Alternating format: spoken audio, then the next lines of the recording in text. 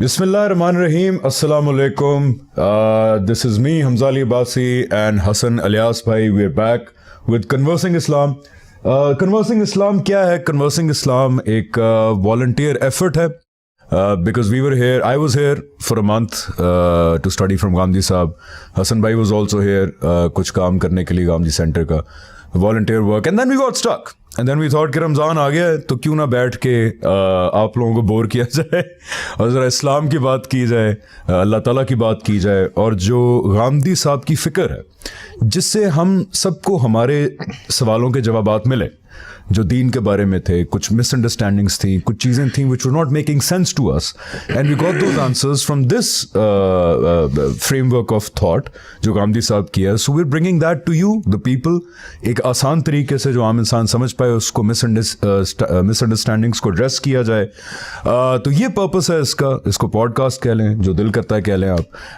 So I hope कि इससे लोगों को जवाबात भी मिलेंगे, एंड प्लस जो मिसअंडरस्टैंडिंग्स हैं गांधी साहब की फ़िक्र के इर्द गिर्द, उनको भी हम एड्रेस करने में कामयाब होंगे. लोगों को करीब लेके आएंगे, इस्लाम को बेहतर समझने की हमें भी तौफीक मिलेगी, बाकियों को भी मिलेगी, ताकि ये जो डिवीज़न की एक एटमॉस्फेयर है, एक रिजिडिटी की एटमॉस्फेयर है कि नहीं हम ठीक हैं और जो मुनफरद बात करते हैं वो गलत हैं, खुदा न खास्ता वो एजेंट हैं, वो फितना हैं, वो ये हैं, वो हैं, इस एनवायरनमेंट को ख़त्म किया जाए. And we become one team. We are team God in today's world which is filled with materialism, which is filled with ideologies जो खुदा से बहुत दूर है. उसके अंदर हम एक टीम बने. क्यों हसन भाई? आज माशाल्लाह अगर आपने पहले की एपिसोड देखी हो कन्वर्सिंग इस्लाम की, तो ये जो कहते हैं कि ईस्टर्न वेयर में नहीं थे.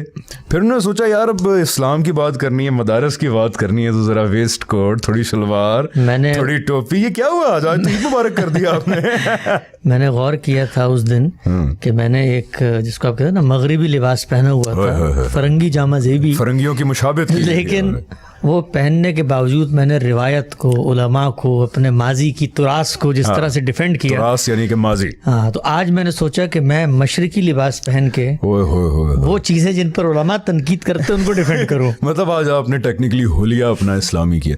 यार मुझे बताते, मैं आज फिर को टक्सीडो पहन आता ताकि ज़रा एक बैलेंस हो जाता. But okay, let's get on. बहुत इंपॉर्टेंट बात चल रही है. We gonna address lot of very टची issues जिस पे लोग बहुत जज्बाती हैं. बट अभी के लिए हम डिस्कस कर रहे थे कि पहले जो लोग आपके सामने आए उनकी हिस्ट्री तो पता चले ना.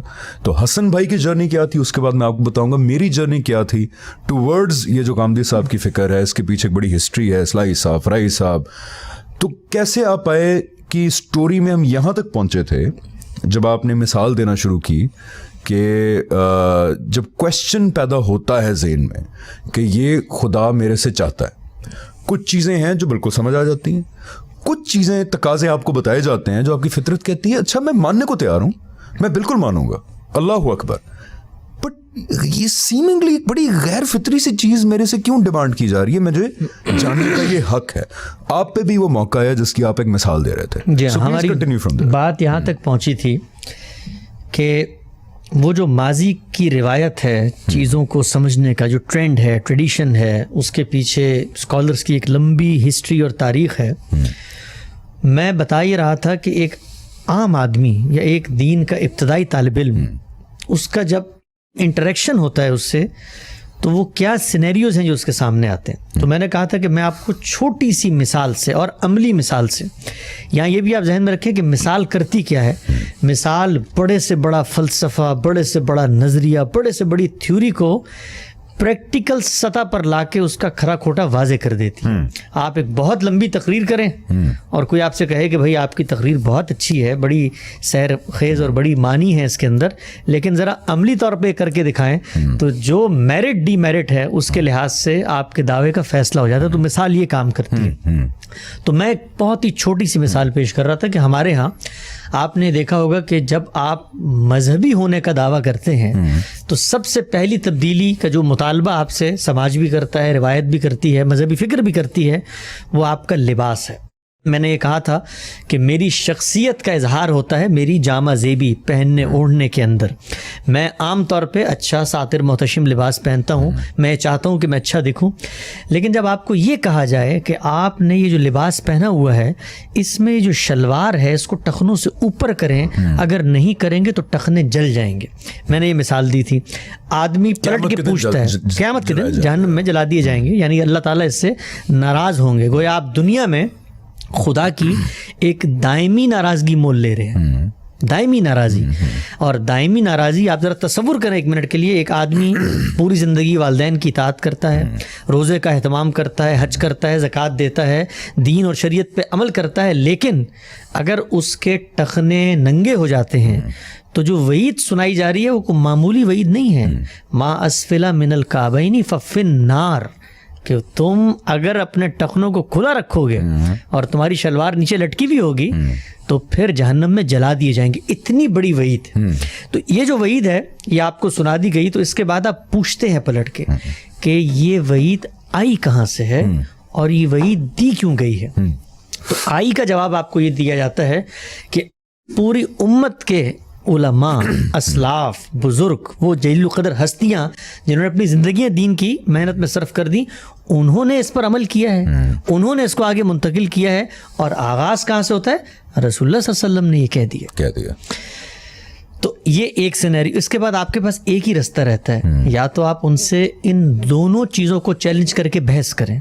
آپ یہ کہیں کہ میں اسلاف کی روایت کے آگے سر تسلیم خم, میں ان کی جوتوں کی خاک کے برابر بھی نہیں ہوں, لیکن سوال تو میں ان سے بھی کروں گا کہ انہوں نے کیوں منتقل کیوں. یعنی کہ میں ساری زندگی ٹخنوں سے اوپر شلوار رکھنے کے لیے تیار ہوں, میں سر تسلیم خم, لیکن مجھے سمجھایا جائے کہ اس کی وجہ کیا ہے.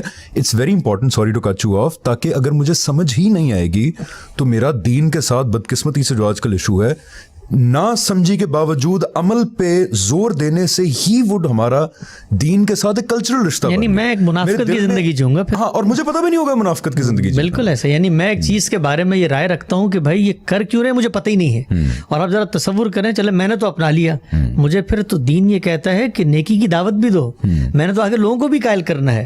تو میں اپنے بچوں کو کیسے بتاؤں گا, کیا بتاؤں گا ان کو. تو یہ سوال لے کر ہم یہ کہتے ہیں کہ خدا کہ پیغمبر اگر کہیں ہمیں ہمارے سامنے آ کر کہ دیوار میں سر مارو اللہ کا حکم ہے, تو ہم سوال نہیں کریں گے, ہم دیوار میں سر مار دیں گے. ہمارا پیغمبر ہمارے سامنے کھڑا ہوا ہے, وہ اللہ کی طرف سے نمائندہ بن کر زمین پر آیا ہے, وہ کوئی عام آدمی نہیں ہے, وہ کوئی عام دائی نہیں ہے, وہ کوئی عام منادی نہیں ہے, وہ کوئی کیا کہتے ہیں سائنسداں نہیں ہے, کوئی تبصرہ کرنے والے سوشیولوج, فلسفی نہیں ہے, فلسفی نہیں ہے. اللہ تعالیٰ کے زمین پہ ریپرزینٹیٹیو, یعنی خدا کی مائیت کا ظہور ہوتا ہے دنیا میں, تو وہ پیغمبر کی ذات والا صفات میں ہوتا ہے. وہ بتاتا ہے کہ دین کیا ہے, مرضی کیا ہے, وہ بتائے گا نا, اس کی منشا کیا ہے, اس کی یافت کیسے, اس کی خواہش کیا, اس کی دریافت کیا, وہ بتائے گا پیغمبر. تو سوال اس سینیریو میں یہ پوچھا جاتا ہے کہ ان پیغمبر نے یہ بات کہاں کہی ہے, یعنی دین کے سورسز میں کہی ہے. تو کہا یہ جاتا ہے کہ دیکھیں دین کے سورسز ہی میں کہی ہے, حدیث کی کتابوں میں آیا, رسول اللہ صلی اللہ علیہ وسلم نے فرمایا ہے, اور سندن یہ روایت ٹھیک ہے. تو اب آپ نے یہ کام کرنا ہے. میں آپ کو اپنا ذاتی تجربہ بتاتا ہوں. میرے والد صاحب جو ہیں وہ ایک بڑے پروگریسو آدمی ہیں, مذہب سے ان کو بڑا لگاؤ ہے, لیکن جس وقت میں مذہب کی طرف آیا تو ہمارے ہاں ہوتا کیا ہے کہ مذہب کی طرف آنے کے بعد سب سے پہلی تبدیلی کس چیز میں نمودار ہوتی ہے؟ آپ کے ظاہر میں. تو میں نے بچپن ہی میں بہت مجھے لگاؤ ہوا تبلیغی جماعت سے, میں اس میں وقت بھی لگایا, نکلا, تو ظاہر تبدیل کیا میرے. تو میرے والد صاحب ہمیشہ مجھے کہتے تھے کہ بھائی یہ تم باقی بھی گھر میں بچے ہیں, باقی بھی تمہارے بھائی ہیں, وہ بھی شلوار قمیض پہنتے ہیں, نارمل دکھتے ہیں, یہ تم نے کیا حیت بنائی ہوئی ہے, شلوار اوپر چڑھائی ہوئی ہے, ٹخنے تمہارے ننگے ہیں, اور دیکھنے میں بھی بظاہر کوئی بہت ریزنیبل معقول تمہاری صورتحال نہیں لگتی. تو میں اس وقت, آپ یقین جانیں, میں آپ کو دیانتداری سے کہہ رہا ہوں کہ میں اپنے والد صاحب کی دین سے بے اتنائی پہ اس کو معمول کرتا تھا. میں کہتا تھا یہ کیا آدمی ہے کہ دنیا میں پڑے ہوئے, یعنی عقل سے خدائی احکامات, یعنی ان کو خدا کے رسول کے حکم کے سامنے ان کو یہ چیز اچھی لگتی ہے کہ میں باقی بھائیوں کی طرح دکھوں, باقی بھائیوں کی طرح نظر آؤں. اور بلکہ کئی دفعہ ایسا ہوا, میں بلکہ بہت ہی آج پلٹ کے دیکھتا ہوں تو حمیت اور غیرت انسان سے کیا کیا کام کروا دیتی ہے. آپ یقین جانیں انسان اتنا, جس کو آپ کہتے ہیں نا, بدتمیز ہو جاتا ہے پھر, کیونکہ اس کو لگ رہا تھا کہ اس کے سامنے تو خدا کی بات آ گئی ہے. تو میں نے نماز پڑھاتے ہوئے کئی دفعہ مڑ کے ان کی عادت نہیں تھی اس طرح سے پانچے اوپر کرنے کے. لوگوں کے سامنے میں نے کہا پانچے تو اوپر کریں, آپ نماز پڑھنے آ گئے.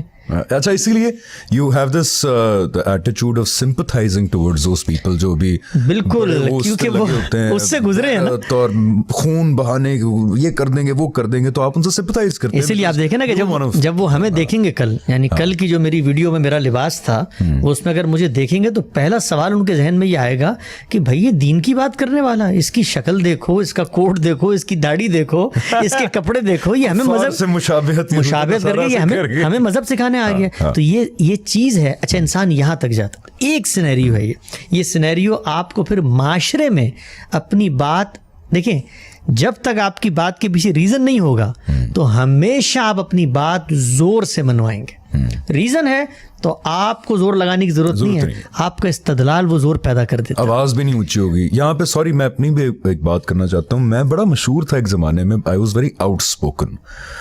میں ٹویٹر پہ, فیس بک پہ, بلکہ میڈیا انڈسٹری میں جب اوارڈ شوز وغیرہ ہوتے تھے تو بڑا ایک اچھی جیسچر میں ہمارے دوست جو ہوسٹ ہوتے مذاق بھی اڑاتے تھے کہ he is very vocal, very out spoken.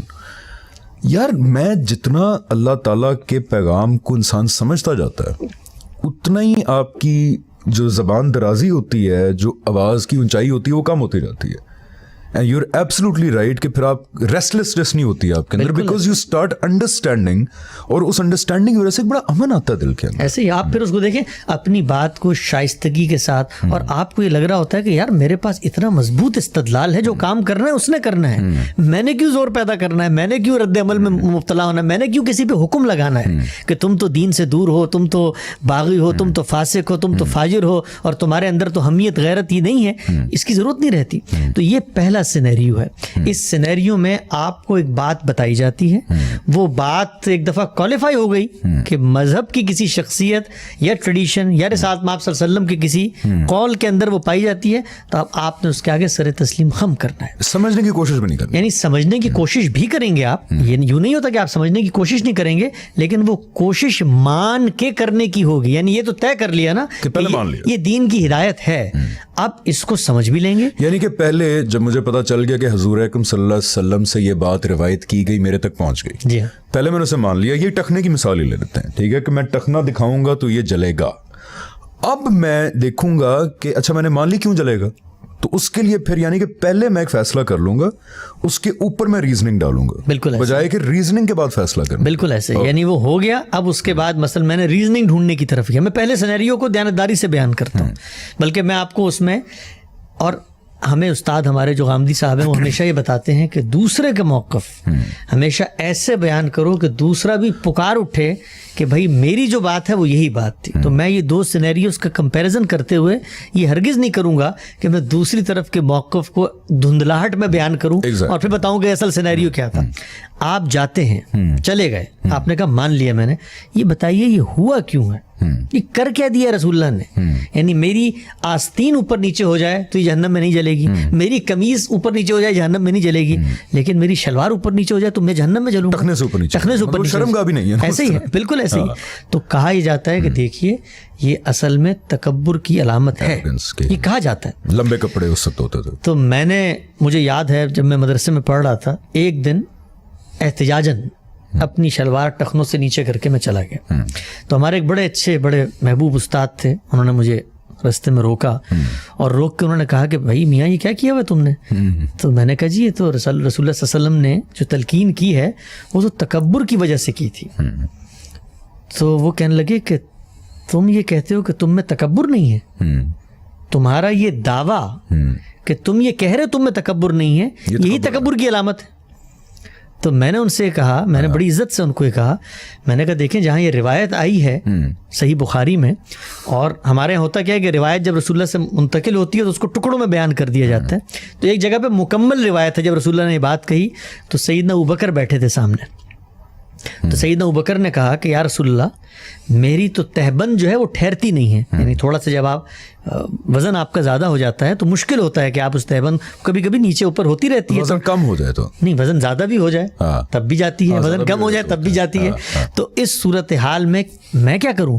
تو رسول اللہ صلی اللہ علیہ وسلم نے ان کو کیا کہا, یہ نہیں کہا کہ ابوبکر یہ تو دین کا حکم ہے, اس دین کے حکم میں تو میں کوئی استثنا دے دوں؟ نہیں، رسول اللہ صلی اللہ علیہ وسلم نے ان سے فرمایا کہ بھائی معاذ اللہ آپ کوئی تکبر کرنے والوں میں سے ہیں. تو میں نے استاد کو بڑی محبت سے میں نے کہا دیکھیں رسول اللہ صلی اللہ علیہ وسلم نے تو سیدنا ابو بکر کو کہا کہ کو روک دیا، تو اس کا مطلب یہ کہ تکبر اصل چیز ہے. تو انہوں نے مجھ سے فرمایا، اور ظاہری بات ہے میں روایت بالمعنی کر رہا ہوں، جو میرے فہم میں ان کی بات موجود ہے، الفاظ شاید اوپر نیچے ہوں، تو انہوں نے مجھ سے فرمایا، اور یہ اصل میں فرمان جو ہے ان کا وہ ایک تصور فہم کو واضح کرتا ہے. انہوں نے کہا بھائی سیدنا ابو بکر کے متکبر نہ ہونے کی دلیل تو رسول اللہ نے دی تھی، تو آپ بھی جا کے ان سے اپنی دلیل لیں تو میں مان لوں گا آپ کی بات. یار نہیں یار، اچھا چلو ٹھیک. تو میں آپ کو یہی بتا رہا ہوں کہ دیکھیں سوچنے کا زاویہ کیا ہے. یہ وہی ہوتا ہے کہ آپ نے پہلے ایک چیز صحیح مانی اور پھر اب آپ اس کی ریزننگ پہ آگے چلتے جائیں. اچھا آپ یہ بھی تصور نہ کریں کہ یہ روایت جو ہے ہماری مذہبیت کے اندر شاید کوئی اجنبی چیز ہے یا ایک جگہ پہ پیدا. آپ پڑھیں مولانا فرائی کی جو تفسیر ہے اس کا مقدمہ پڑھیں، تو اس کے اندر مطلب مولانا اصلاحی جیسا جلیل القدر عالم، جن کو ہم بڑا عاقل، متین، فہیم، ایک گوہر آدمی جس نے قرآن مجید کے جو تشنا دریچے تھے ان کو تشنا کیا ہوتا ہے؟ یعنی وہ چھپے ہوئے، وہ نہا. اچھا تشنا کا مطلب ہے چھپے ہوئے، اور نہا کا مطلب بھی ہے چھپے ہوئے. اچھا تو وہ گوشے جو لوگوں کے سامنے نہیں تھے ان کو وہ تک لکھتے ہیں کہ مولانا فرائی جو ہیں ان کی اتنی اس درجے احتیاط تھی اس بارے میں کہ پیروں سے جو ہے نا ٹخنے جو ہیں شلوار کے وہ نیچے نہیں ہونے چاہیے. یہ روایت کے اندر رچی بسی ہوئی چیز ہے. تو یہ ایک سینیریو ہے، یہ میں نے ایک رکھ دیا آپ کی طرف. اب میں اس سینیریو کو دل سے قبول نہیں کرتا، تو میرے سامنے ایک اور سینیریو آتا ہے. یاد رہے آپ کو، یہ درجہ اس سینیریو کو میں دل سے قبول نہیں کرتا کا مطلب ذرا ایکسپلین. مطلب یہ ہے کہ بھائی مجھے نہ یہ بات سمجھ میں آئی کہ مجھے اپنے متکبر نہ ہونے کی دلیل رسول اللہ سے لے کر آنی ہے.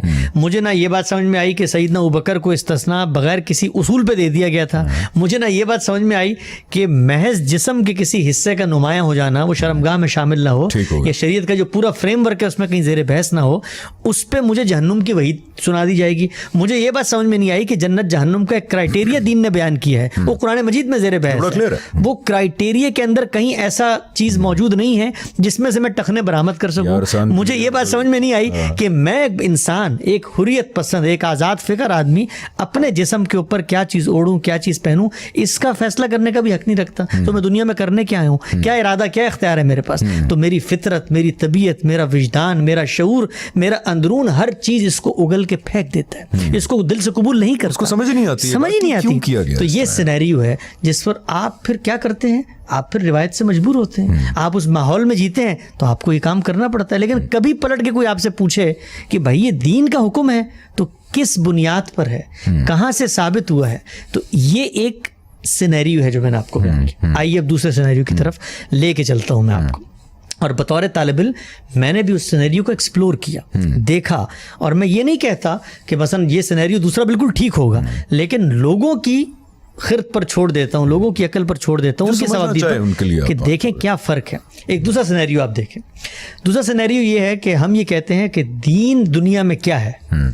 ہم یہ کہتے ہیں کہ بھائی دین جو ہے، آپ جب پیدا ہوتے ہیں تو اللہ تعالیٰ نے آپ کی انہیرنٹ ریم، آپ کی رینڈم جو ایکسس میموری ہے، اس میں کچھ کوڈنگز، کچھ سافٹ ویئر ڈال دیے کہ آپ جانتے نیکی بدی کیا ہے. فجورہا و تقویٰ، فَأَلْهَمَهَا فُجُورَهَا وَتَقْوَاهَا. ہر آدمی کو جو مذہب سے واقف ہی نہیں ہے، اس کا کسی فلسفے سے کوئی تعلق نہیں ہے، اس سے پوچھیں چوری اچھی چیز ہے، اس سے پوچھیں کسی کا ایتھیسٹ سے بھی پوچھیں حسد اچھی چیز ہے، غیبت اچھی چیز ہے، کسی کے اوپر بہتان اچھی چیز ہے، کسی کے اوپر تکبر سے برتری ظاہر کرنا یہ اچھی چیز ہے. وہ کہے کہ نہیں ہے. تو یہ آپ کی فطرت میں موجود. اس فطرت کو لے کے جب آپ دنیا میں اپنے اوپر نظر دوڑاتے ہیں تو آپ کو لگتا ہے کہ آپ مخلوق ہیں، آپ کے گرد نعمتیں ہیں، ان نعمتوں سے آپ مستفید ہوتے ہیں. اس استفادے کے نتیجے میں آپ کے اندر سے ایک جذبہ شکر و سپاس پیدا ہوتا ہے. اس کے لیے آپ ایک منعم حقیقی، ایک ایسی ہستی کو ڈھونڈتے ہیں کہ جس کے آگے جا کے سر تسلیم خرم کر سکے، ان کو بتائیں کہ بھائی تو ہی ہے جس نے مجھ پر یہ عنایتیں کی ہیں. تو اگر وہ کوئی ہے تو اس کا کوئی پیغام بھی ہوگا. تو اس کا پیغام دنیا میں پیغمبر لے کے آتے ہیں. پیغمبر وہ دین ہمیں دو صورتوں میں دیتے ہیں، ایک قرآن مجید، ایک پیغمبروں کی عملی روایت. یہ دوسرا سینیریو میں آپ کو بتا رہا ہوں جس کو سننا کہتے ہیں. اب قرآن کو آپ نے کھول لیا، قرآن کو کھولا تو قرآن نے کھول کے آپ کو بتایا کہ جو پیغمبر جو کام کرنے آتے ہیں نا، ان کا جو مشن ہے، ان کا جو موٹو ہے، ان کا جو نصب العین ہے، وہ ہے پاکیزگی. اللہ نے پیغمبر بھیجے یتلو علیہم آیاتہ و یزکیہم تاکہ تمہیں پیوریفائی کرے وَيُعَلِّمُهُمُ الْكِتَابَ وَالْحِکْمَةَ. یہ فریم ورک ہمیں مذہب نے دیا. اب دین کا کوئی حکم ایسا ہو نہیں سکتا جس کے اندر یہ اصول کنسسٹنٹلی پایا نہ جائے. پیوریفیکیشن، یہ پیوریفیکیشن چاہے اخلاق کی ہو، چاہے بدن کی ہو، چاہے یہ پیوریفیکیشن ہر چیز کی، کھانے پینے کی ہو، آپ کی گفتگو کی ہو، آپ کی روزمرہ معمولات کی ہو، پریکٹس جو دین کی ہے اس کو پیوریفیکیشن سے اٹیچ ہونا چاہیے. اب جب آپ مجھے یہ کہیں گے کہ ٹخنے اوپر کرو تو میں تو پلٹ کے دوسرے سینیریو کے تحت یہ پوچھوں گا کہ وہ جو دین کا فریم ورک ہے، جو اس کا مینڈیٹ تھا، اس مینڈیٹ میں یہ بات کہاں آتی ہے؟ تو وہ یہ بتاتے ہیں، جو دوسرا سینیریو وہ یہ بتاتے ہیں کہ دیکھیں اللہ تعالیٰ نے اس فریم ورک کو دینے کے بعد دنیا میں 5 چیزیں حرام کی ہیں. کیا حرام کیا ہے؟ انما حرم ربی الفواحش ما ظہر منها وما بطن والاسم والبغی بغیر الحق وان تشرکوا باللہ ما لم ينزل به سلطانا وان تقولوا علی اللہ ما لا تفعلون. یہ 5 سورہ اعراف آیت 33. اللہ میاں کہتے ہیں مقصد پیوریفیکیشن ہے. ٹھیک ہے، اب میں تمہیں بتا رہا ہوں کہ کیا چیز ہیں جو پروہائبٹڈ، جو حرام کی، جو حرام جو روک دی ہیں، ممنوع قرار دی ہیں. کلیئرلی بات ہے، سورہ اعراف میں بتایا ہے، کسی کے پاس جانے کی ضرورت ہی نہیں رہی ہے. انما حرم، صرف اور صرف یہ 5 چیزیں، صرف 5 چیزیں ہی حرام، یہ 5 چیزیں حرام ہیں. اب دوسرا سینیریو یہ کہتا ہے کہ جو حکم دین کا آپ کے سامنے آئے گا، پہلا فلٹر تھا تزکیے کا، پاکیزگی کا، اس سے گزاریں. اب آپ کسی کو روکیں گے نا یہ کام نہیں کرنا، تو اس کو کوالیفائی کریں ان 5 کنڈیشنز میں. 5 چیزیں ذرا وہ ایک دفعہ ترجمہ کر کے بتا دیں. 5 یعنی اللہ تعالیٰ نے کیا چیز حرام کی؟ فواحش حرام کی، والاسم والبغی بغیر الحق، سرکشی اور اناد، اور جس کو آپ کہتے ہیں بغاوت، اور اس کے بعد کیا کہا؟ والاسم والبغی بغیر وان تشرکوا باللہ ما لم ينزل به سلطانا، کہ آپ شرک کریں. شرک کیا ہے؟ جھوٹ ہے نا. اللہ نے کوئی دلیل نہیں اتاری، آپ اللہ کے بارے میں کہہ رہے ہیں بھئی اللہ کے سبارڈینیٹس ہیں، اللہ کے بیٹے ہیں، اللہ کی بیٹیاں ہیں. اللہ کہتے ہیں بھئی میرے ہیں تو میں بتاؤں گا نا، تم میرے بارے میں جھوٹ کیوں بول رہے ہو؟ اور آخری بات، اللہ کی طرف سے کسی چیز کو دین میں شامل نہ کرنا. یعنی 5 چیزیں وہ ہیں کہ سورہ اعراف کی آیت 33 میں اللہ تعالیٰ نے کہا ہم نے صرف یہ 5 چیزیں حرام کی ہیں، کہ اندر نمبر 1 حق تلفی، فواحش، یعنی وہ چیزیں بدکاری اور تمام چیزیں اس میں آ جاتی ہیں، خواہ چھپی ہوئی ہوں یا ظاہر ہو. حق تلفی، کسی کی جان، مال اور عزت کے خلاف کوئی ناحق اقدام کرنا، جانتے بوجھتے ہوئے اللہ تعالیٰ کے اوپر معذاللہ جھوٹ باندھنا، جیسے کہ شرک ہو گیا. اور 5ویں چیز کہ اپنی طرف سے کوئی چیز حرام اور حلال کرا دے، یعنی بدعت، اپنی طرف سے یہ کہہ دینا. یعنی اگر ان دین کے فلٹرز میں وہ نہیں آ رہی، نہ پیوریفیکیشن میں آ رہی ہے، نہ ان 4 میں جو پیچھے آ رہی ہے، اور آپ نے اس کو شامل کر لیا، دین بنا دیا، تو اللہ تعالیٰ کہتے ہیں کہ اس کو بھی میں نے حرام قرار دے دیا ہے. تو دوسرا سینیریو کہتا ہے بھائی رکو، اس میزان پہ پرکھو. یہ جس چیز کو تم دین قرار دے رہے تھے، دین نے تو کچھ اور پیرامیٹرز بتائے ہیں، پہلے اس میں کوالیفائی کرو، ورنہ تم اس کے اتاب میں آ جاؤ گے. وہ جو 5ویں چیز اللہ نے بتائی، اگر وہ دین ثابت نہیں ہوتے تو وہ کیا بتاتے ہیں؟ وہ یہ بتاتے ہیں کہ قرآن کا فریم ورک کیا ہے. اس فریم ورک میں اگر کوئی چیز لباس سے متعلق روکی گئی ہے آپ کو، تو قرآن ہی نے بتا دیا ولا تسائر خدک للناس، لوگوں کے سامنے یہ اپنے گال پھلا کر نہ بیٹھو. ولا تمشی فی الارض مرحا، اور زمین پہ اکڑ کے نہ چلو. ان اللہ لا یحب کل مختال فخور، اللہ تعالیٰ ہر اکڑنے والے متکبر کو پسند نہیں کرتا. یہ قرآن کا فریم ورک ہے. اس فریم ورک کے بعد اگر کسی چیز کو ممنوع قرار پانا ہے تو اس کو تکبر کی تعریف میں شامل ہونا چاہیے. اس میں تکبر کیا ہے؟ اصل میں تکبر بھی سرکشی ہے. آپ اصل میں لوگوں کے اوپر دھونس جما رہے ہوتے ہیں، آپ لوگوں کی حق تلفی کر رہے ہوتے ہیں. تکبر کیا ہے؟ اسی چیز کا نام ہے. تو اب یہ جب فریم بن گیا تو اب مجھے روایت نے بتایا کہ رسول اللہ صلی اللہ علیہ وسلم نے فرمایا کہ تم نے پائن سے اوپر کرنے ورنہ جہنم میں جلیں گے. تو سب سے پہلا کام میں کیا کروں گا؟ میں کہوں گا رسول اللہ صلی اللہ علیہ وسلم کی بات سر آنکھوں پہ. ہماری آنکھوں کا سرما، ہمارے ماتھے کا جھومر، ہمارے سروں کا تاج کیسے ہو سکتا ہے رسول اللہ کی بات ہم تک پہنچے؟ ہی نہیں ہو سکتے، ہم تو اطاعت کریں گے ان کی. آؤ سب سے پہلے یہ دیکھتے ہیں کہ بات کہی کب تھی. کیوں؟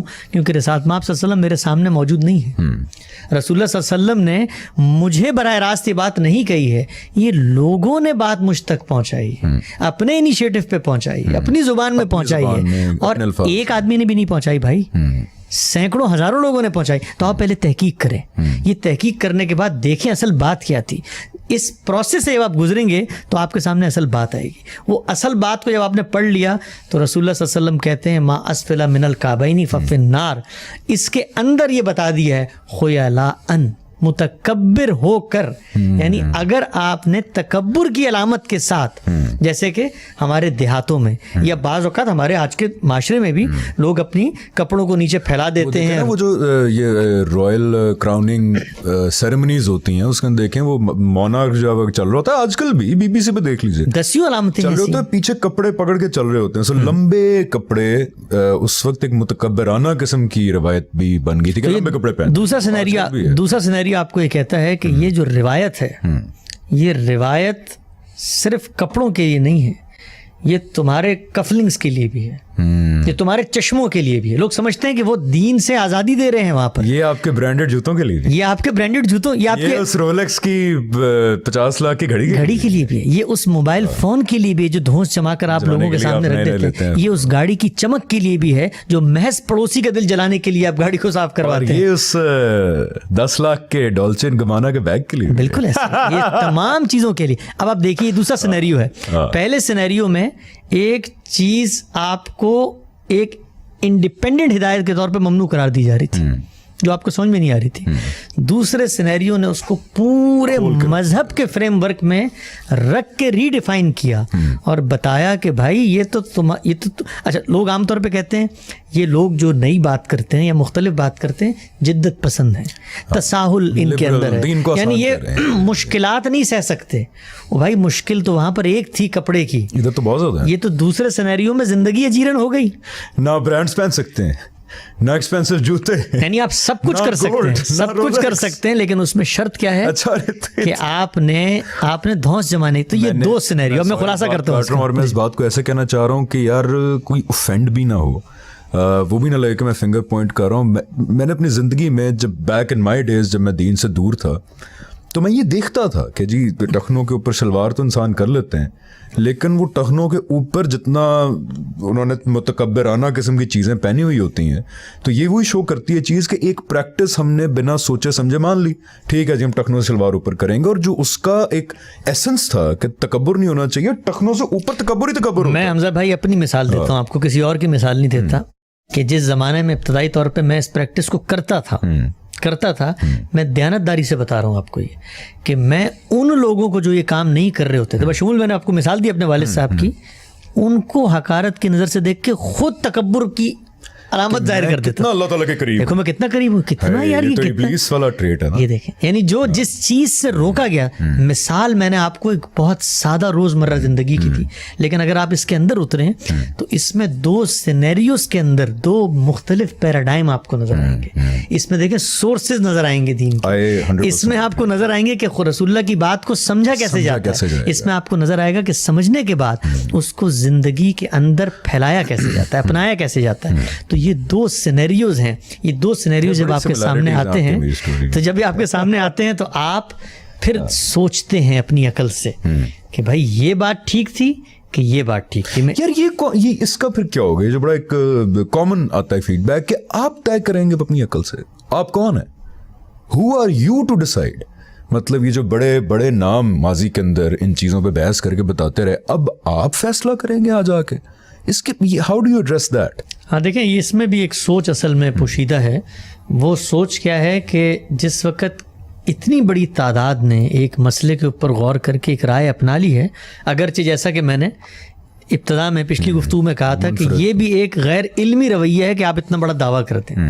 مثلا میں روایت کے اندر ہی سے بہت سارے اقوال آپ کو بتا سکتا ہوں, روایت کے اندر سے چند چنیدہ لوگوں کو, اور پھر وہ کہ وہ ان کے اقوال تفردات ہی میں شمار ہوتے ہیں, وہ بھی یہی بات بیان کر رہے ہوں گے کہیں نہ کہیں کہ بھئی یہ تکبر کے ساتھ خاص ہے, اس کو ایسے مت پھیلاؤ, وہ بھی کہہ رہے ہوں گے, لیکن بالعموم روایت کا جو مجموعی فریم ورک ہے وہ اسے قبول نہیں کر رہا. تو ہوتا کیا ہے, وہ یہ کہتے ہیں کہ بھائی اتنے بڑے بڑے لوگ, ان لوگوں نے آخر مذہب پہ غور کیا ہے, آپ ایک اٹھ گئے ہیں. جب یہ کہا جاتا ہے نا ایک اٹھ گئے, ذرا آپ اس کو سمجھیں کہ وہ کہنا کیا چاہ رہے ہوتے ہیں. وہ کہنا یہ چاہ رہے ہوتے ہیں کہ ہمارے پاس تعداد ہے اتنے بڑے لوگوں کی, اور آپ کے پاس تعداد نہیں ہے, آپ اکیلے آدمی ہیں.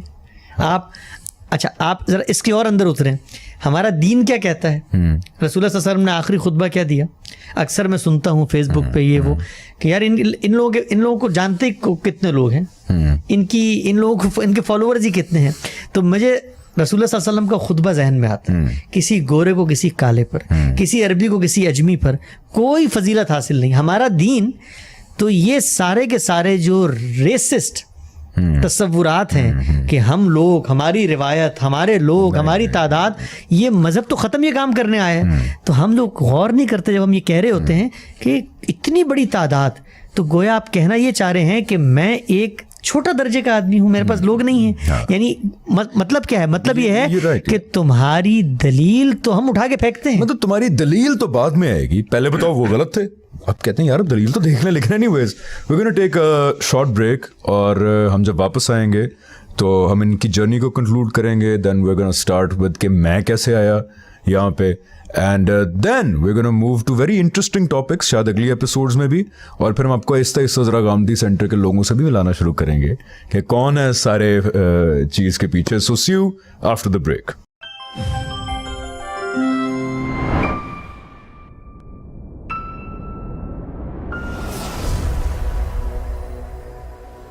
جی ناظرین, ویلکم بیک. بریک پہ جانے سے پہلے ہم journey towards this frame work of thought discuss کر رہے تھے حسن بھائی کی, جس کے اندر ایک بڑا امپورٹنٹ پوائنٹ یہ آیا تھا جو ہمارا اس سے بہت بڑا ایشو ہے مسلمانوں کا, کہ دین کے ساتھ ہمارا تعلق جو ہے وہ بن جاتا ہے ایک بڑا کلچرل, ظاہری, کچھ پریکٹسز پہ پورا ہمارا دین بن جاتا ہے جب اس کو سمجھ کے آپ اپلائی نہیں کر رہے ہوتے بلکہ بس مان کے اپلائی کر رہے ہوتے ہیں. تو اسی سلسلے کی آپ جو سمرائز کر رہے تھے وہ پلیز بتائیں. دیکھیں, جو میں نے مثال دی اور اس مثال کو سمجھانے کے لیے بہت دراز نفسی یعنی بہت لمبی بات کی, اس کا ایک مقصد ہے. یہ مقصد ہے کہ یہ محض ایک مثال نہیں ہے.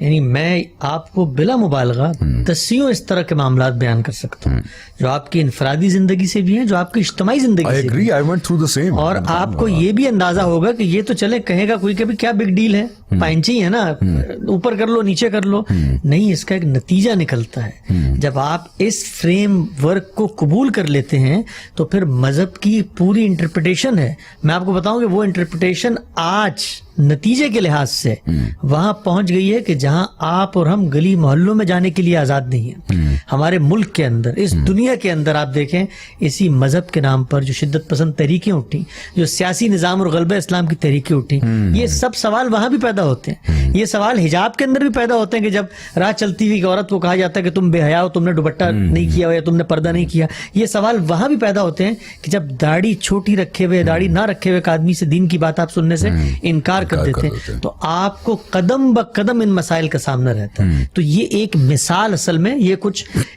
ایسی چیز ہے کہ جو آپ کے اس پورے فریم آف مائنڈ کو واضح کرتی ہے. میں خلاصہ کرتا ہوں اس کا. خلاصہ یہ ہے کہ مذہب کو آپ نے انڈیویجول ہدایات کے طور پر سمجھنا ہے. وہ انڈیویجول ہدایات روایت کے تعامل کا مطلب یہ ہے کہ روایت اس پر کھڑی ہوئی ہے, جمع ہو گئی ہے, اس کا زور ہے, وہ عام ہو گئی ہے بات, اس پر قبول کرنی ہے. اس کے بعد مذہب کی ہدایت پائی کہاں جاتی ہے؟ وہ لوگوں کی رپورٹنگز میں پائی جاتی ہے, وہ بخاری و مسلم کی کتابوں میں پائی جاتی ہے, وہاں سے لینی ہے. پھر اس کے بعد اس جو رپورٹنگ ہے اس کی کون سی ویلڈ انٹرپریٹیشن ہے, اس کا فیصلہ بھی روایت نے خود کرنا ہے. یہ ایک سینیریو ہے.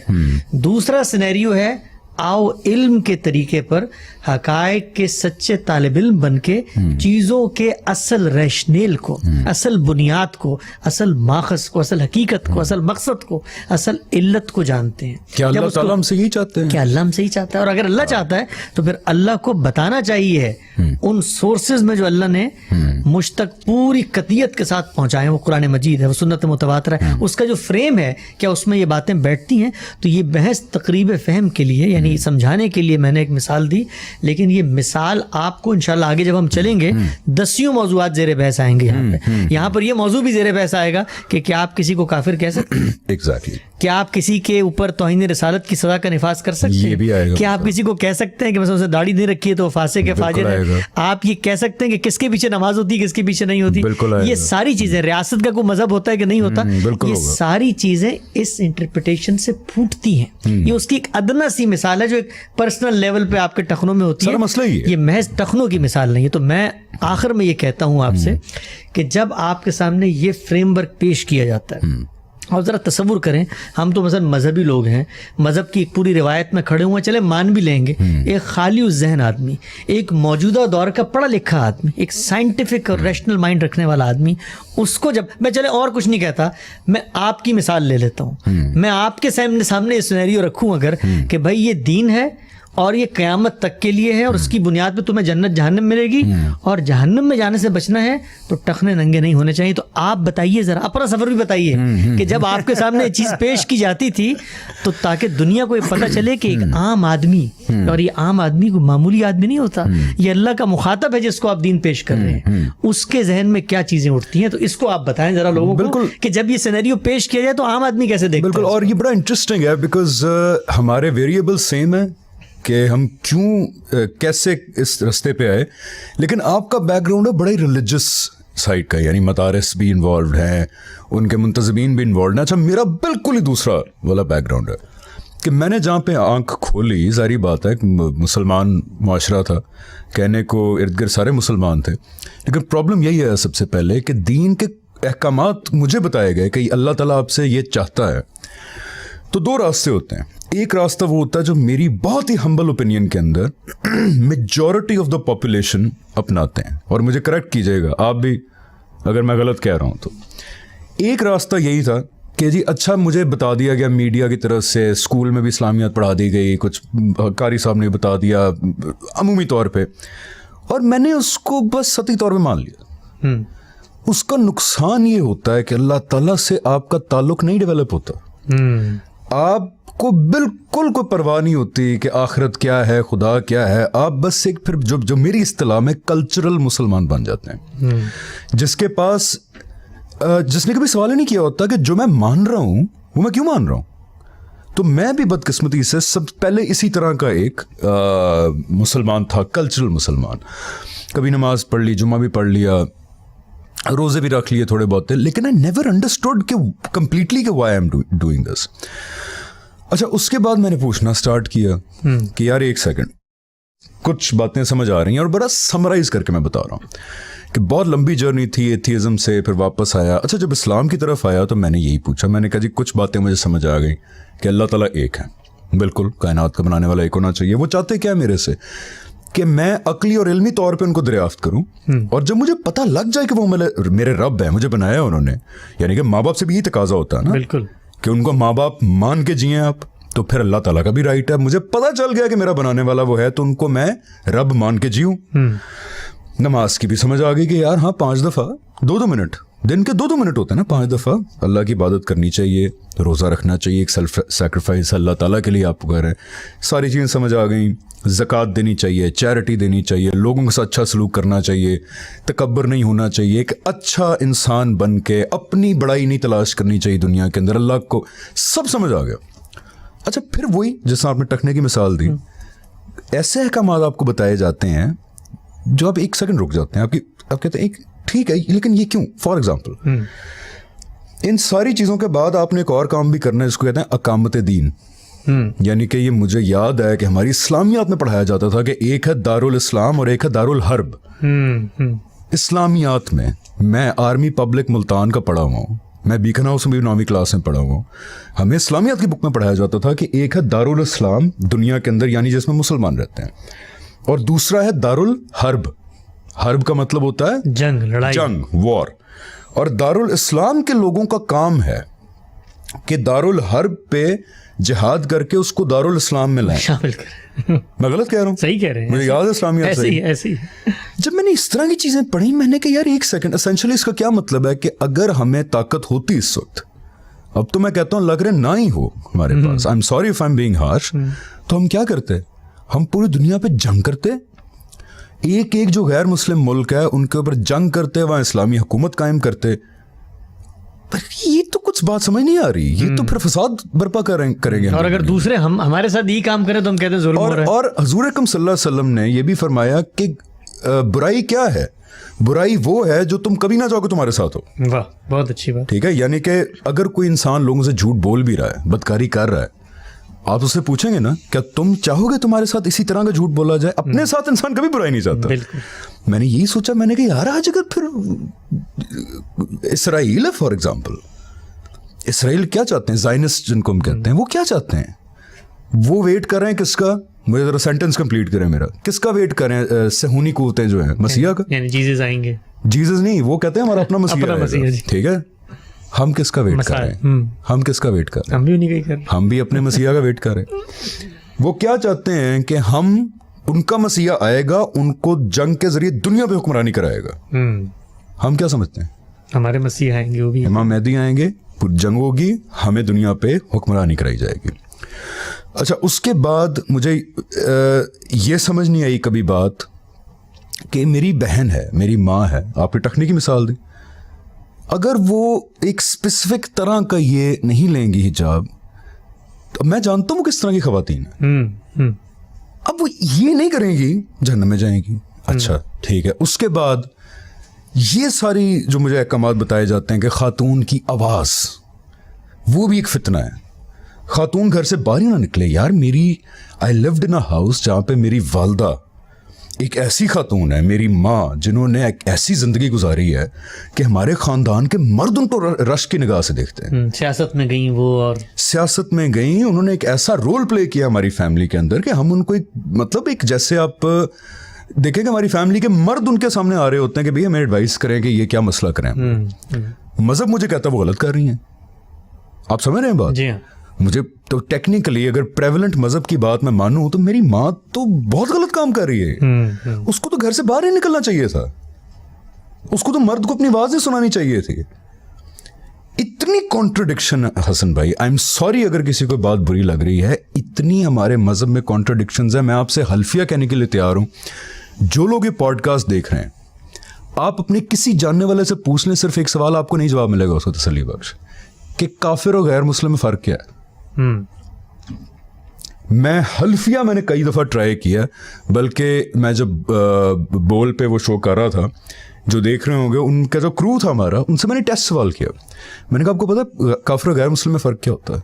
किसी को नहीं पता था. अजीब अजीब जवाब आते. लेकिन जी काफिर वो होता है जो बुत परस्ती करता है. अच्छा जी काफिर वो होता है जो खुदा को नहीं मानता. मैंने कहा वो तो मुल्हिद होता है. अच्छा नहीं, वो जो बुत परस्ती करता है, मैंने कहा वो तो मुशरिक होता है. अच्छा देखें, अहले किताब गैर मुस्लिम है, बाकी सारे जो है वो काफिर हैं. अच्छा जी, ये मुझे चीज़ें नहीं समझ. अगेन मैंने कहा जी मैं मानने के लिए तैयार हूँ, लेकिन मुझे बताया तो जाए कि क्यों मेरे पे फ़र्ज़ है कि मैं दुनिया पे हमले करूँ, क्यों मेरे पे फ़र्ज़ है कि मैं हर रियासत को मुसलमान करूँ जाके. ये क्या हो रहा है? अच्छा जवाब आगे से यही आता था, सबसे बड़ा जवाब कि एक तो अगर आप ये सवाल पूछ रहे हैं, अच्छा देखिए ऐसे लोग भी हैं ना जो कहते हैं यार सवाल पूछना माशाल्लाह आपका हक है, आपका हक है सवाल पूछना, आप पूछिए सवाल. देखें सवाल पूछना बहुत अच्छी बात है, लेकिन देखें ना फिर आपको दर्स निज़ामी पूरा पढ़ना पड़ेगा, आपको पूरी तारीख पढ़नी पड़ेगी, तमाम आइम्मा की किताबें पढ़नी पड़ेंगी, तमाम स्कॉलर्स की किताबें पढ़नी पड़ेंगी, तब जाके आपको समझ में आएगी बात. मेरा दिमाग कबूल नहीं करता उसको, मेरी फितरत नहीं कबूल करती कि अल्लाह ताला, यार मेरी आखिरत एट स्टेक है, मेरी जन्नत एट स्टेक है, मैं एक आम आदमी हूँ, और मेरे लिए अल्लाह ताला ने अपना पैगाम इतना मुश्किल कर दिया है कि उसको समझने के लिए मुझे ये काम करना पड़ेगा, कि उसको समझने के लिए मुझे अपनी पूरी जिंदगी एक टेबल पे बैठ के गुजारनी पड़ेगी, तब जाके मुझे समझ आएगा. यानी अमल करने के लिए मुझे इस प्रोसेस से नहीं गुजरना, समझने के लिए गुजरना. यानी कि एक आम इंसान की फहम में अल्लाह ताला ने ये पैगाम रखा ही नहीं. मुझे क्यों, मुझे समझाएं, मुझे काबिल तस्कीन जवाब दें, एक आम आदमी की हैसियत से दें. उर्दू अच्छी हुई वैसे इतनी बुरी भी नहीं थी कभी वैसे टेक्निकली.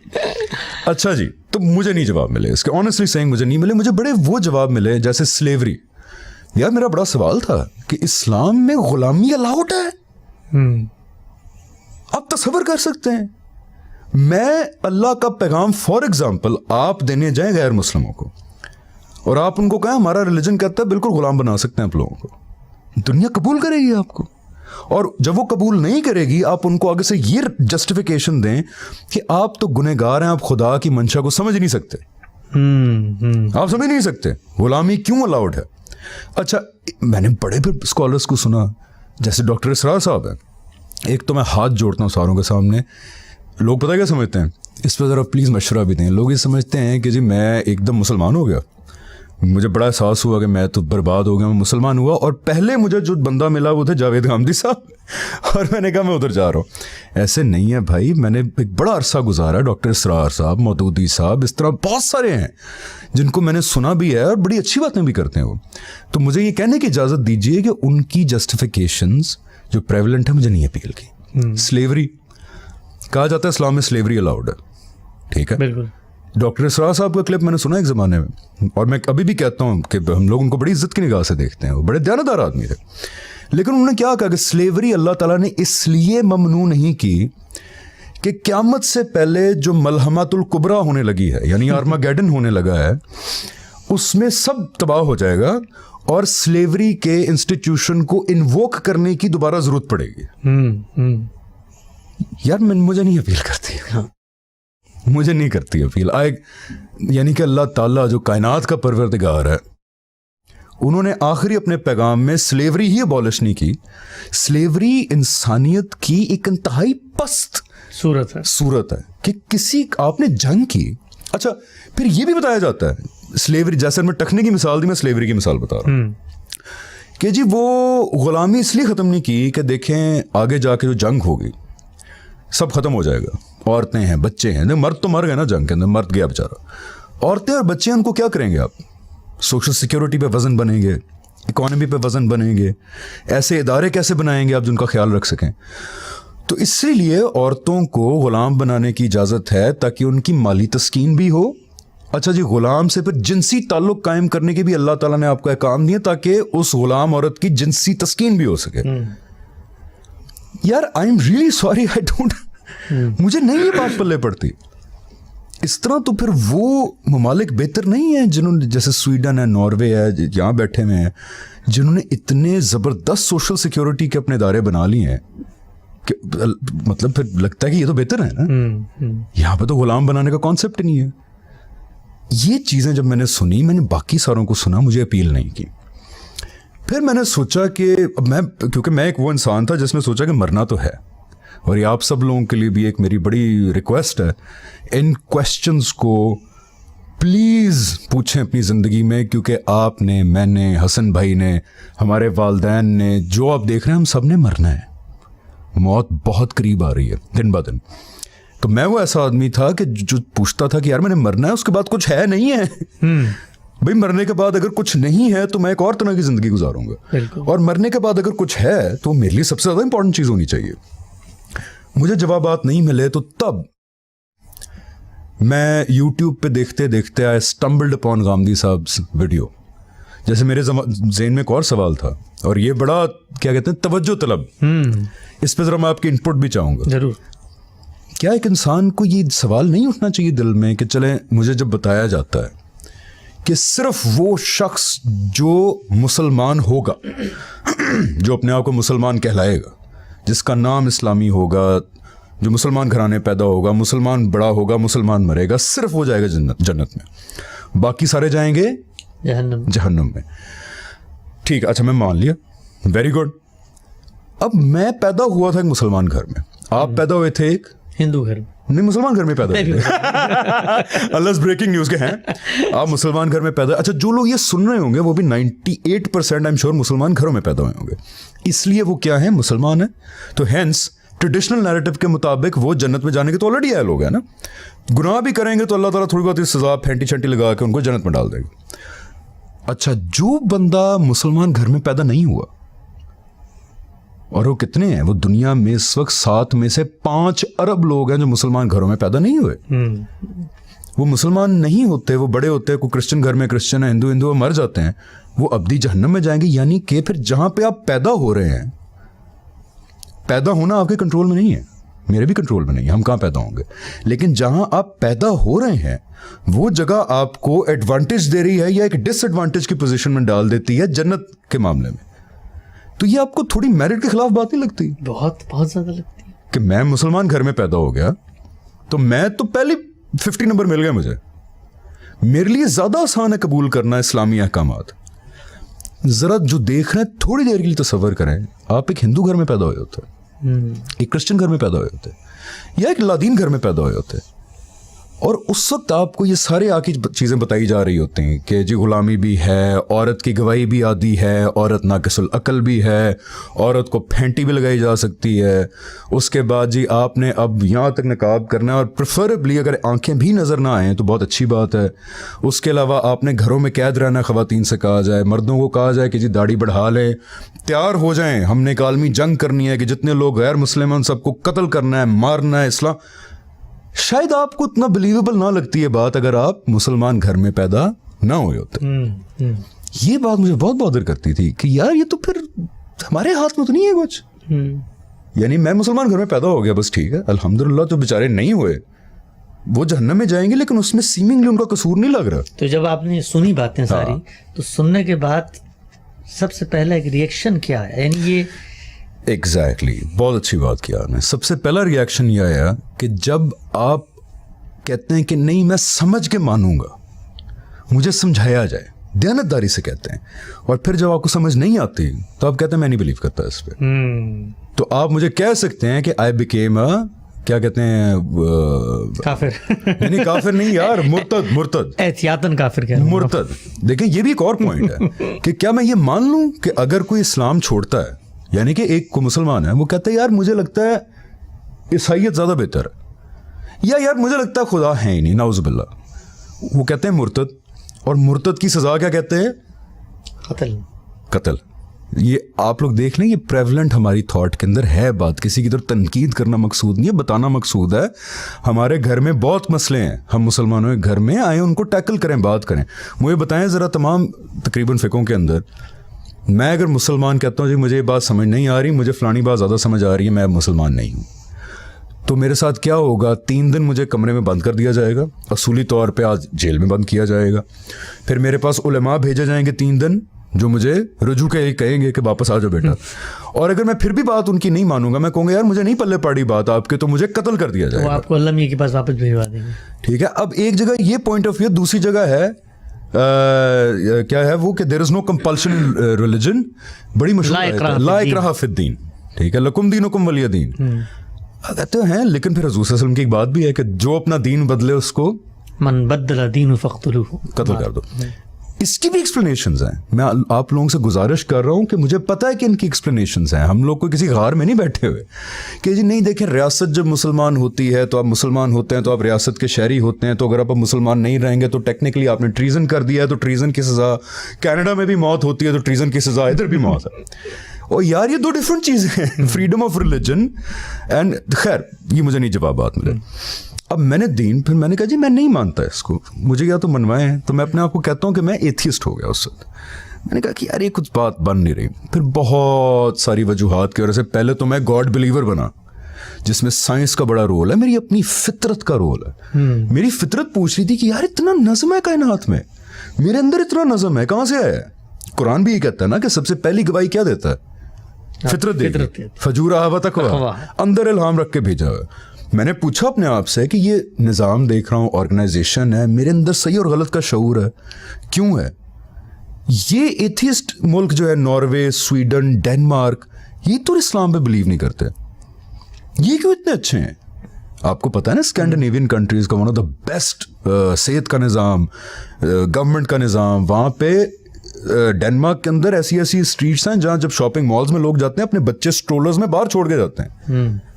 یہاں پہ امریکہ میں ہم رہتے ہیں, 500 دفعہ ہمارے پیکیجز آگے پڑے ہوتے ہیں ڈیلیوری کے لیے اپارٹمنٹ بلڈنگس کے باہر, یہاں کانسیپٹ نہیں ہے کہ اٹھا کے لے جائے گا اس کو. تو میں نے کہا یہ سارے جہنمی, اور ہم یعنی ہمارے ملک میں کوئی کانسیپٹ ہے اس چیز کا کہ آپ کے گھر کے باہر رات کے 2 بجے کو ڈیلیوری آ جائے کسی چیز کی اور صبح 7 بجے تک سلامت رہ جائے؟ پڑی رہا اسلامی جمہوریہ پاکستان میں کوئی ہے نہیں. ہمارے ملک کے اندر, ہمارا ملک بہت اچھا ہے, جس طرح کی ہمیں حالات کا سامنا ابھی بھی بہت بہتر ہے. بڑا تصور کر سکتے ہیں کہ ہمارے لیڈران دیکھ لیں, ہمارے لوگ بہت اچھے بھی ہیں لیکن کچھ معاملوں میں بہت پیچھے ہیں ابھی. تو یہ وہ پہلو ہیں جو ذہن میں سوال اٹھائے پہلو کہ یار میں نہیں مان سکتا کہ یہ سارے لوگ جہنمی, اور ہم تمام برائیوں کے ساتھ, اپنی تمام منافقتوں کے ساتھ, کیونکہ مسلمان گھر میں پیدا ہو گیا اور میرا نام حمزہ ہے, میرا نام جوزف نہیں ہے, میرا نام الزبتھ نہیں ہے, اس وجہ سے میں जाऊँगा जन्नत में और ये सारे लोग जो है फारिग हो गए। मैं ये नहीं मानने के लिए तैयार था, और मैं आपको यकीन दिलाता हूँ जो लोग देख रहे हैं अपने आप से ज़रा ये सवालात पूछें तो सही। नहीं, आपकी जो पूरी स्टोरी है ये, यानी जो जिन चीज़ों की तरफ आपने निशानदेही की है, बल्कि आप देखें ये सवाल रखती हैं उन लोगों की तरफ जो दीन को सोसाइटी में प्रेजेंट कर रहे हैं कि यूं नहीं है कि लोग बंद दिमागों के साथ बैठे हुए हैं। आप जैसे लोग, ज़हीन लोग, पढ़े लिखे लोग, वो जब मजहब से दूर जाते हैं तो उसकी कुछ ना कुछ वजूहात हैं उस मजहबी फिक्र में। एग्जैक्टली और ये भी प्लीज़ कि मुल्हदों को, जो एथियस्ट होते हैं या जो मजहब पे क्वेश्चन करते हैं, उन लोगों को अल्लाह का वास्ते डिमोनाइज ना करें। उन लोगों का आप शैतानी है, ये फलाना है, ये लुमनाटी है, ये पता नहीं क्या करें, उनको आप डिमोनाइज ना करें, आपका मुआवजा होगा। मैं बीइंग अ फॉर्मर एथियस्ट, मुझे पता है कि आप लोग अगर इनको डीमोनाइज करेंगे बजाय खुदा का पैगाम मजीद मोहब्बत के साथ पहुंचाने के, मुआवजा आपका होगा। अल्लाह ताला पूछे और दूर कर दिया कि ये जो बंदा दूर था, तुम्हें तो चाहिए था इसको प्यार से बुलाते रहो, सारी जिंदगी बुलाते रहो, तुमने तो और गालियां दी और इसको करके और दूर कर दिया, तो मुआवजा उस एथियस्ट का ज्यादा बड़ा होगा या आपका ज्यादा बड़ा होगा? इसलिए ये रिवायत खत्म करे अल्लाह का वास्ता। तो खैर मैं ये सब मानने के लिए तैयार नहीं था।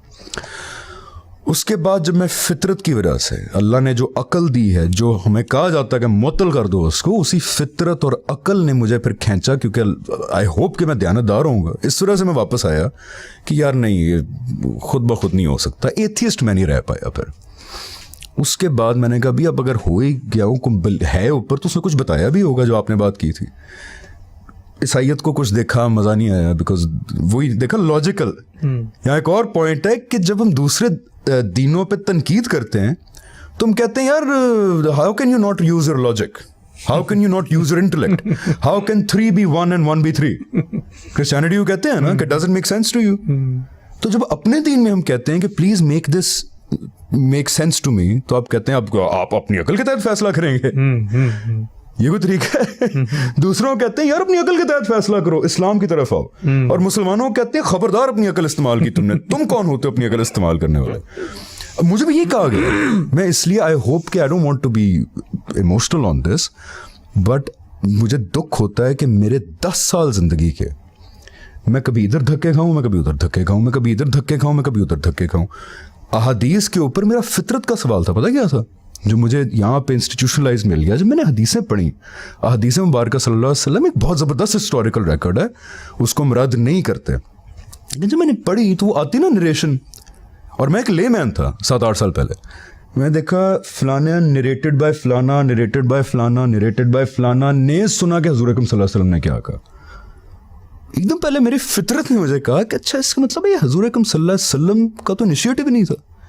जो यहाँ पे ऑर्गेनाइज तरह बात एक पता चली कि ये तो इन साहब का इनिशिएटिव था कि मैं बताऊंगा, उससे पहले इन साहब का था, हुजूर ने तो नहीं पाबंद किया था कहीं पे। मैं ये लेके गया, मैंने लोगों से पूछा, तो एकदम आगे आता है नहीं अब आप जरा मुनकरे हदीस वाली रविश पे चल पड़े हैं, अब आप क्या कुरानिस्ट हो रहे हैं। एक कोई हैं परवेज साहब है मेरे ख्याल से, जो बड़े वो कंसिडर किए जाते हैं कि अल्लाह की कसम है, मुझे पहले कहना आप पर मेरी अम्मी को फ़ोन किया, हमारे एक अंकल हैं, उन्होंने जब मैंने उनसे 3-4 दफ़ा पूछा ना कि जो इतना बड़ा हदीस का ज़ख़ीरा है, ये लगता है ऐसे कि लोगों ने बयान किया, आप सल्लल्लाहु अलैहि वसल्लम तो पाबंद नहीं किया।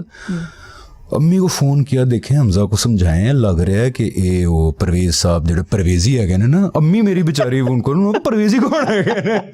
मैंने कहा अम्मी परवेजी कौन है, मुझे भी पता कौन होते हैं। तो ऐसे ऐसे लेबल लगा दिए जाते हैं जब आप सवाल करते हैं, ऐसा लेबल लगा दिया जाता है कि आप सोचते हैं कि शायद ये फिर गलत है, मतलब दीन वाकई ये है, तो फिर आपका क्या होता है, बिलीफ उठ जाता है, आप कहते हैं यार ये बातें ठीक नहीं है।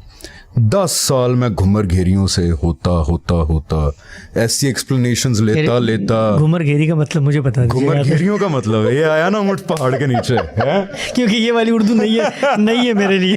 घुमर घेरियों का सकील उर्दू में मतलब होता है लेबरिंथ्स। अच्छा ठीक है जी, एक भूल भुलैया के अंदर मैं चला गया। अच्छा उसके बाद ऊपर से एक और जुल्म, सॉरी मैं बताना चाहता हूँ, कितना टाइम रह गया हमारे पास, 5 मिनट रह गए।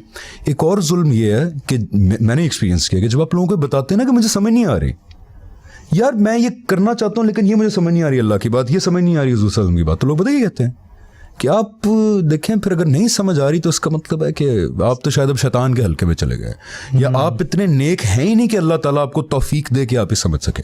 یہ ایک بڑا کامن آنسر تھا کہ یار آپ پہلے نماز پڑھیں, آپ روزہ رکھیں, آپ اللہ سے دعا کریں کہ اللہ آپ کو سمجھائے یہ باتیں. میں کہا یار پہلے مجھے ان چیزوں پہ تسکین کریں گے تو میں نماز پڑھوں گا نا. ٹھیک ہے, یہ سارا کرتے کرتے I ended up on a video of Ghamidi Sahab. میں ہمیشہ کہتا ہوں لوگوں کو کہ میں 6-7 سال پہلے رینڈملی دیکھ رہا تھا آن لائن, تو ایک آئے کہ will non Muslims go to hell اور ہیون.